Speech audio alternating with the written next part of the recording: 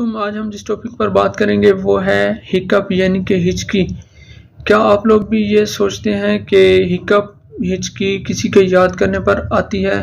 تو بالکل نہیں، یہ بات بالکل غلط ہے۔ ہکپ پیٹ میں موجود ڈایافرام کے ایب نارمل طریقے سے کنسٹرکشن اور ریلیکس ہونے کی وجہ سے ہوتی ہے۔ ڈایافرام کنٹریکٹ اور ریلیکس ہو کر ہمیں سانس لینے میں مدد کرتا ہے۔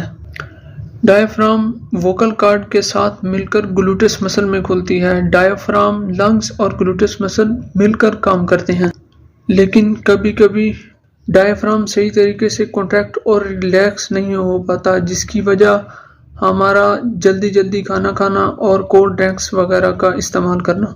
اس طرح ڈایافرام کے نیچے موجود سٹمک پھول جاتا ہے اور سٹمک کے پھولنے کی وجہ سے ڈایافرام صحیح طریقے سے کنٹریکٹ اور ریلیکس نہیں ہو پاتا۔ اس طرح ڈایافرام، گلوٹس مسل اور لنگز مل کر کام نہیں کر سکتے، کیونکہ سٹمک کے پھولنے کی وجہ سے یہ سائیکل ڈسٹرب ہو جاتا ہے۔ گلوٹس مسل کے اچانک اوپن اور کلوز ہونے سے آکسیجن صحیح طریقے سے انہیل نہیں ہو پاتی۔